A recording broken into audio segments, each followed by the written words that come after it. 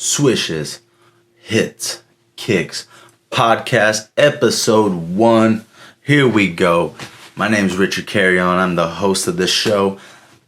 This is a sports podcast, if you couldn't tell by the title. We got Swishes, which means we're talking about basketball. We got Hits, which means, hey, we could talk about football, baseball, fighting, kicks. Man, if something crazy in soccer happens, we're going to talk about it. And we're definitely going to be talking about some things going on today. But before we get into that, I want to talk about me. Okay, because you're wondering, man, who is this guy? Who is Richard Carrion? Well, I'm a 33-year-old man that's a elementary school teacher. But my entire life, I've always wanted to talk about sports for a living.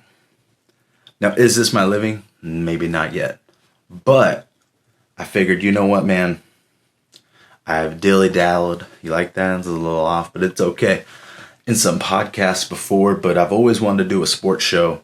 Growing up, it was, for a 7-year-old kid living in a small farm town, to have a dream to be on not just ESPN, but Sports Center. And no ill intent, to this man, R.I.P. by the way, to Stuart Scott. But I wanted his job. I used to wake up every morning. I used to see Stuart Scott and Rich Eisen, booyah, talking about sports every morning. And it was the thing I looked forward to before school. And, life happened, things changed. I'm teaching kids now. But I thought to myself, you know what, man? You can talk about sports. You've always been able to talk about sports. And guess what? We are here. Debut edition, episode 1, talking sports, talking many things. And I'm just happy that, if you've taken the time out to watch this and gotten past me rambling on about why I want to do this, thank you. So let's just jump right into it. Let's talk about the NFL. The season's almost over. But the biggest game of the season is this weekend. Okay, we have the Kansas City Chiefs, the San Francisco 49ers. The San Francisco 49ers arguably have been the best team besides, all season somewhat, right? They've had a few hiccups, but when you look at that Niners lineup, man, it's an all-star team. Literally, they have an all-star lineup.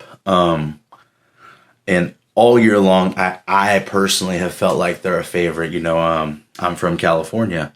They are not my team, okay? And at the end, I'll tell everyone who my teams are. But they are not my team. But they've been the best team. They have an amazing defense, amazing offense. There's been some talks about Brock Purdy all year about he's a game manager, not a game changer. He's a winner. And at the end of the day, that's all that really matters. And then we have the Kansas City Chiefs, who this season looked more human than they have arguably since Mahomes started 7 years ago. But they found their way back in the Super Bowl, and you can listen to, some conspiracy theories out there as to why.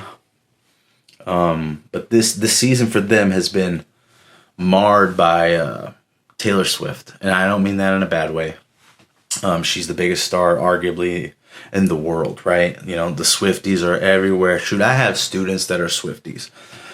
But this game this weekend on Sunday, I think is going to be a real battle. And we're going to see a great game. And it'll be interesting, though, because the Niners, they look like they're stacked everywhere. I've said it. They're like an all-star team.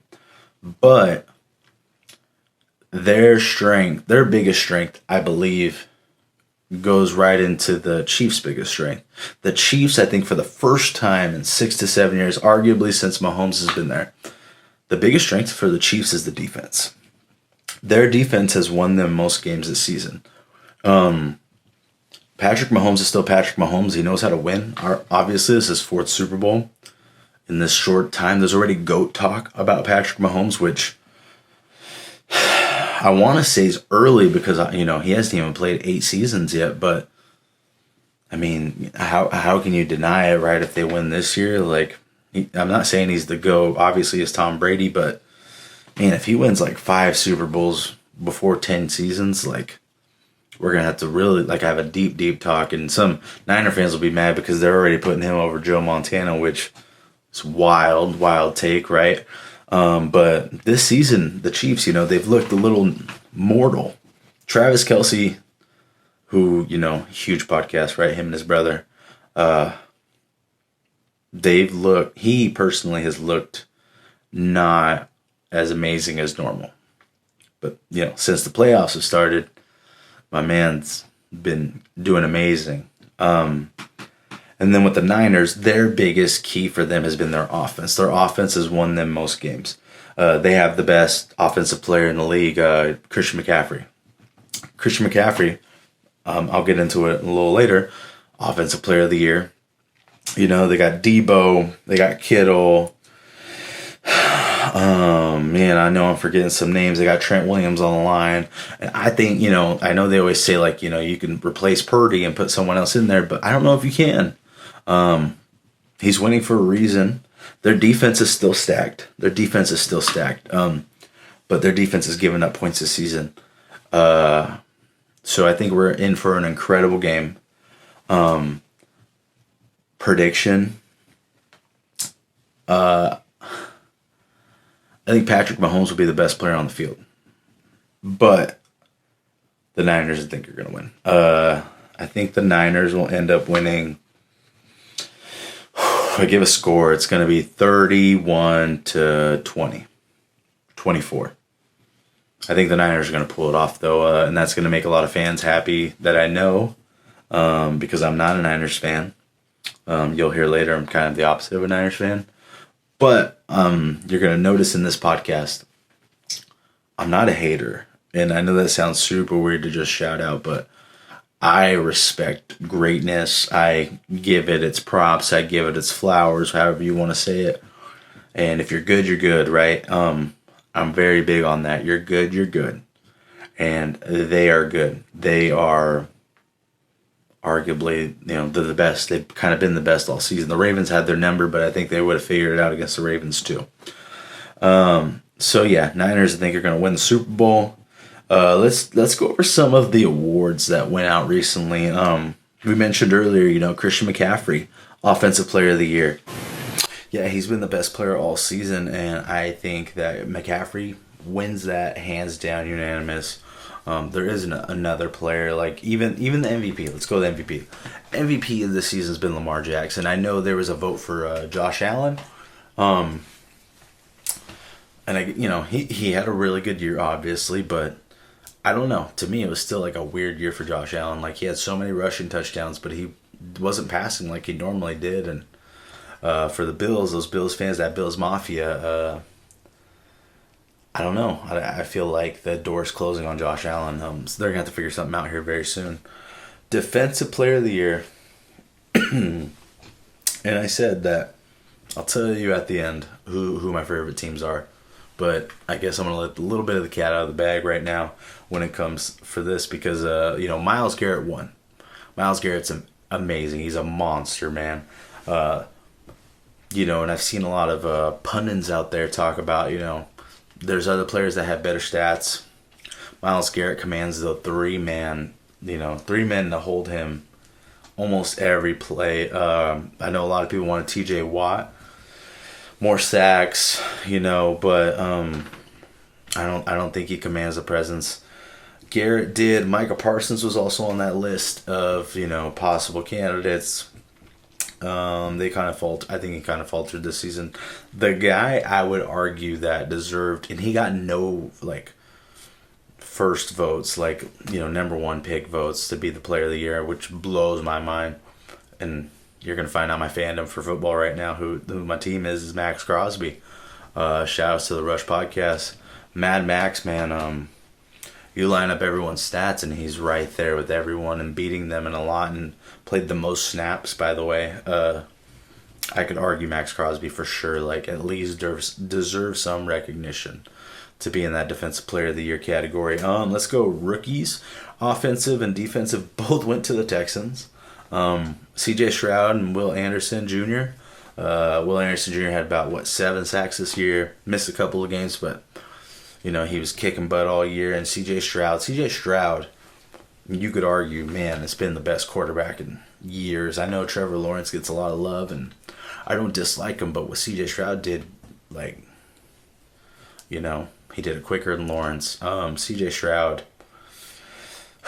Texans got one with him, man. They're only going to be better, and for that division, I think they're going to be the team to beat for a while. Coach of the year, Kevin Stefanski. Might have messed up that name, but y'all know what it is. For the Browns, yeah, hands down. Of course, right? I'm an AP guy. I'm so stoked he's back for the Raiders. But Stefanski, my gosh, you lose Chubb, Deshaun Watson, you've paid all this money to. You had 5 quarterbacks play this season. I mean, you're lucky that you all got the comeback player of the year when Joe Flacco, man. Old Joe, the joke I had with friends was he's like Shane Falco, man, from the Replacements. Old boy's coming off the bench, and I'm not calling him a scab because he's a former Super Bowl MVP, but man, to come in and the 5 starts he had, all of those weeks, if you add them up, man, he led the league those 5 weeks in passing yards, and he took them to the playoffs. They went to the playoffs. Of course, their defense kept them in games. Like we said, Myles Garrett, right? The Browns had an amazing season. This is one of the best seasons they've had in decades. So, shout outs to them. And then the Hall of Fame, we got Julius Peppers, Dwight Freeney, we got Devin Hester, Mongo McMichael, shout outs to the 4 Horsemen, right? There's many men that went in, and Patrick Willis, right? That's who everyone was wanting to, but you got to feel for some guys like a Torrey Holt. Every time I see Torrey Holt on that list, I think of the greatest show on turf, and man, it's wild that he's not in. Rodney Harrison was a monster player. I'm still surprised he's not in. And next year, right off the top of my head is Eli Manning, and I know many people will argue that maybe he shouldn't go in, because truth be told, if you look at his career, it was up and down. But he's got some big wins, Super Bowl wins, man. And Eli's he's a face right now that's in media, so it's hard to deny him. Luke Kuechly was great. Ton of names coming in. Man, I'm excited to see. Every time I see an Antonio Gates, I'm like, what the heck? He should be in too. We could go on and on about who should be in the Hall of Fame. I wish they made it a little bigger, classes, but tradition's tradition, right?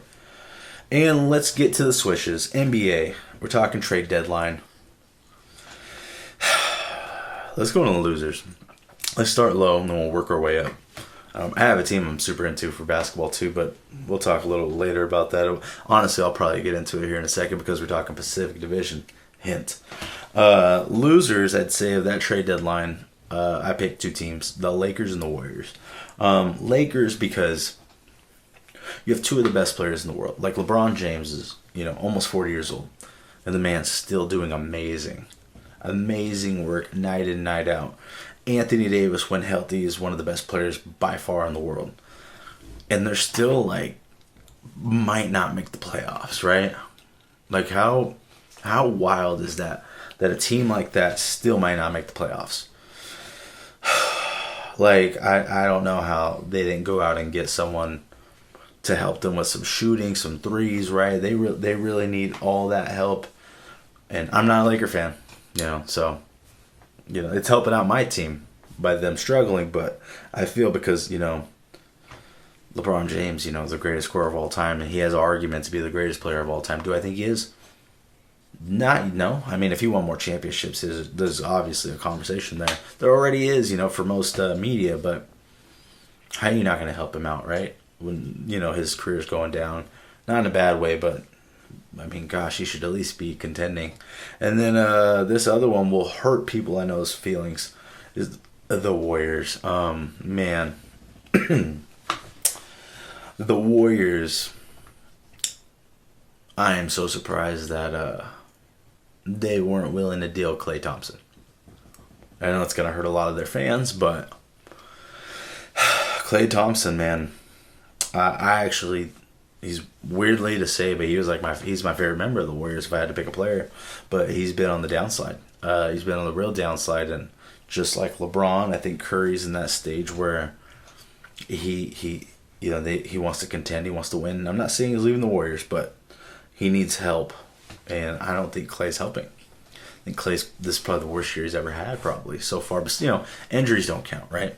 He's been injured, but I feel like it's catching up to him. I thought they were gonna make a move, even if it wasn't him, package deal to bring someone else in to give Curry some help because he needs it offensively. And man, they didn't make the move. But a winner would be like the Sixers. The Sixers got Buddy Hield, and I just think he's gonna help them out a ton. He's an amazing shooter, always been an amazing shooter. He was great for the Pacers, great for the Kings. Ding. And then now you got the Knicks. The Knicks went out and got Bogey Bogdanovic, and they got Alec Burks, from the Pistons, and they got some wings, to help them out. They've had some injuries, but in the East, I think the Knicks can make a run. They're going to get some help for Brunson. Hopefully Randall can play by playoffs, right? Be healthy enough to play. He's great too, and we'll see who can make a run, I was kind of surprised that my team didn't get in. The Kings, Sacramento Kings. Kind of tells you where I live close by. Sacramento Kings, man. I was kind of surprised they didn't make any moves. Certain players, obviously, I didn't want gone, but I thought maybe a Davion Mitchell, Harrison Barnes, even a Kevin Huerter, who, I know fan base really likes. I thought maybe they would make some moves, but I think once Zach LaVine got hurt, I think those kind of went out, the window. Let's talk some fighting. And, I said hits and kicks, right? It's part of the podcast name, hits and kicks. And I think some crazy news that came out today. It's not even a fight card related. By the way, I'm a little sick. Shout outs to being with at least 34 kids every single day. Them coughing sick all over you, snots, right? It's bound to happen. But Sean Strickland, who's the former UFC middleweight champion, recently lost a very close decision to DDP, not Diamond Dallas Page, but Duplessis. Kind of, sparred this huge streamer known as Sneeko. If you're on the web and the internet, wow, made me sound really old and I'm not. And it got serious, and Strickland's known to be a hard sparrer, and man, Strickland started lighting him up. It was pretty bad. And Jake Paul commented on it on Twitter and basically said, he thought Strickland sucked, couldn't even put him down, put him out, and told Strickland that he'll fly him out to Puerto Rico and they can stream them sparring, and if Strickland can beat him or not get knocked down, basically give him $1 million.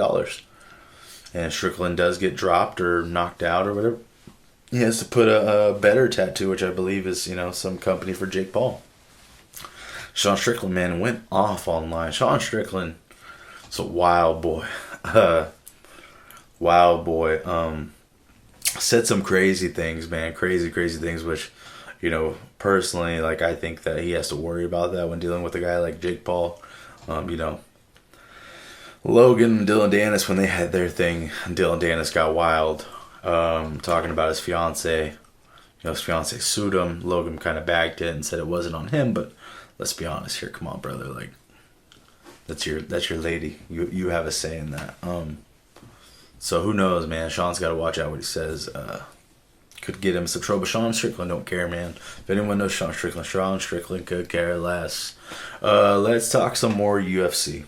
UFC Vegas 86 is this weekend. The headlining fight is not for a title, but it's in the middleweight division. We got Jack Hermanson and Pfeiffer fighting. Pfeiffer's right now, it's a big deal. They're saying that he's arguably hits harder than Francis Ngannou. I don't know if that's true, but he does have power in his hands. And honestly, I think he's probably going to win. It's going to move up. He's going to get bigger. He's going to get a bigger name, and we're going to probably hear his name for a long time. And, it's not the strongest fight card in the world this weekend. It's free. But you got Dan Ige and Andre Fili, kind of localish guy. Then again, tells you where I'm close to, right? You have Brad Tavares fighting Michael Johnson. Michael Johnson, man, if you look at his record, you're gonna think this is a salty record, but that man has beaten some top guys. Like, and took Khabib, like, he almost knocked out Khabib if you go back and watch that fight. So, it'll be a fun weekend. Next weekend, I believe, is Volkanovski and Topuria. You got Whitaker and Paulo Costa, UFC 298. We'll talk a little bit more about that next week, but man, that's going to be a great one. Really quick, UFC 300 still doesn't have a main event. Rumors of Tom Aspinall and Alex Pereira, light heavyweight champ, interim heavyweight champ, fighting for the interim heavyweight title. Man, I don't know about that. There's also rumors of DDP Duplessis going against Israel Adesanya. They have huge beef for the middleweight title. A lot of people wanted Conor McGregor. Conor McGregor's been trying to fight Michael Chandler for a while, but I just don't know if McGregor's ready. I like McGregor. I like Chandler too. But I don't know, man. I'm hoping we get something, and it's a big fight. And then in boxing, which I'm not the biggest boxing head, but I do watch a lot of the big fights. I used to watch a ton growing up. Shout out to Mexican family, right? We got Devin, Haney, and Ryan Garcia on 420, So both of them, it's going to be a huge fight for boxing. I think Haney's going to beat him. Truth be told, I think Haney's going to beat him. Haney's a monster. But we'll see, that's fighting, right, guys? Like, anything can happen. Just like on Swishes, hits and kicks. Almost anything can happen. I said it. I already kind of let you know, who I like in sports. Las Vegas Raiders all day. Sacramento Kings. Baseball, I don't have a specific team, but I like some players. Fighting, man, too many to list. But yeah, guys, thanks. This is a big thing for me to do today. I've been wanting to do a sports podcast, a sports show for a long time. Keeping these episodes not super long. It's not a Rogan podcast unless we get someone on. But I'm loving it. I can't wait to pull out the next one. Expect the next one to probably be near a beach because I'm going to head out to Fort Bragg for the weekend. And I'm going to be watching the Super Bowl there. I'm going to try to do a podcast there live in Fort Bragg. Just reacting to the Super Bowl. This was fun. This is exciting. I can't wait to do more. Thanks. This is Swishes, Hits, and Kicks. Let's go.